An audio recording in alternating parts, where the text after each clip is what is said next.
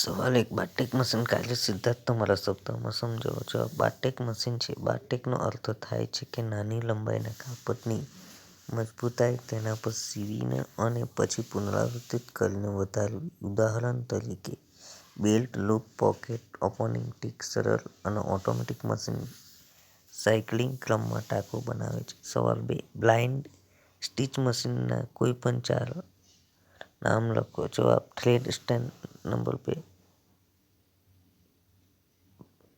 Pressure feet lever number 3, skip stitch device number 4, thread guide number 5, thread take up lever number 6, stitch length adjustment number 7, disc પકડ tension number 7, needle loop. સવાલ 3, needle detector ઉપર ટૂંક નોંધ લખો. જવાબ: needle detector આ મશીનનો ઉપયોગ કપડાના ઉત્પાદન દ્વારા કરવામાં આવે છે. જેઓ બાળકોના કપડા બનાવે છે. કપડાને નીડલ ડિટેક્ટર મશીનમાંથી પસાર કરવામાં આવે છે. જો કપડામાં કોઈ ધાતુનો ભાગ હશે તો મશીન તેને શોધી કાઢશે. આ મશીન સુનિશ્ચિત કરે છે કે કોઈ તૂટેલા સોયના ભાગો અથવા અન્ય ધાતુના ભાગો હાજર નથી. જો મિત્રો નીડલ ડિટેક્ટર પર ટૂંક નોંધ લખવાની છે અને તમારે બને એટલું 2 માર્ક્સ હિસાબે જ લખવાની, વધારે જરૂર નથી. જો આ મશીનનો ઉપયોગ કપડાના ઉત્પાદન દ્વારા કરવામાં આવે છે. જો બાળકોના કપડા બનાવે છે. કપડા નીડલ ડિટેક્ટર મશીનમાંથી પસાર કરવામાં આવે છે. જો કપડામાં કોઈ ધાતુનો ભાગ હશે તો મશીન તેને શોધી કાઢે છે. આ મશીન સુનિશ્ચિત કરે છે કે કોઈ તૂટેલા સોયના ભાગો અથવા અન્ય ધાતુના ભાગો હાજર નથી. એ જ રીતે બીજા સવાલમાં બ્લાઇન્ડ સ્ટીચ મશીનના કોઈપણ 4 ભાગના નામ લખવાના છે.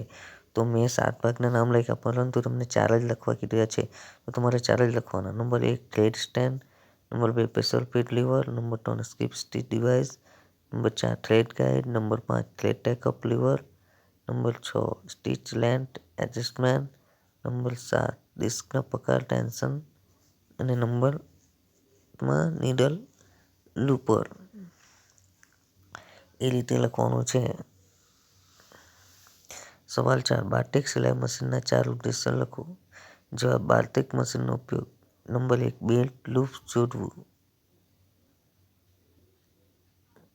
નંબર 2, ખિસ્સાના ખૂણામાં તાકાત વધારવી નંબર 3, બટન હોલના 2 ખૂણાને બંધ કરવા નંબર 4, ઝિપરના અંતે નંબર 5, તે જગ્યાએ જ્યાં વધારાના ભારને ટેકો આપવા માટે વધુ તાકાતની જરૂર હોય છે. સવાલ 5, સ્પોટિંગ ગન વિશે સમજાવો. જવાબ: સ્પોટિંગ ગન સાધનનો ઉપયોગ કપડામાંથી ડાઘ દૂર કરવા માટે થાય છે. સ્પોટિંગ ગનનો ઉપયોગ ને સોલવેન્ટના ડાઘવાળા શસ્ત્રને ઝડપથી છાંટવામાં આવે છે. સોલવેન્ટ કપડા પર જોવા મળતા ડાઘ ઓગળી જાય છે. ક્યારેક લિક્વિડ સોપ, સોલ્વેન્ટ અને ટૂથબ્રશનો ઉપયોગ ડાઘ સાફ કરવા માટે થાય છે. સવાલ 6, સીવણ વિભાગની ગુણવત્તા નિયંત્રણની પ્રક્રિયામાં કોઈપણ 8 ક્રમ લખો. જવાબ: 1, ઇનપુટ સામગ્રીની ચકાસણી નંબર 2, કટીંગ પેનલ અને એસેસરીઝ ચકાસણી નંબર 3, સિલાઈ મશીનની ચકાસણી નંબર 4, સીવણના દોરાની ચકાસણી નંબર 5, સીવણ સોયની ચકાસણી નંબર 6, સીવણ દોષની ચકાસણી નંબર 7, સીમા દોષની ચકાસણી નંબર 8, માપની ચકાસણી. જો મિત્રો સીવણ વિભાગની ગુણવત્તા 8 માંગેલા છે, આપણે 8 લખ્યા છે. ઇનપુટ સામગ્રી ચકાસણી, કટીંગ ટેબલની ચકાસણી નંબર 3, સિલાઈ મશીનની ચકાસણી નંબર 4, સીવણની દોરાની ચકાસણી. એ રીતે કરવામાં આવે છે.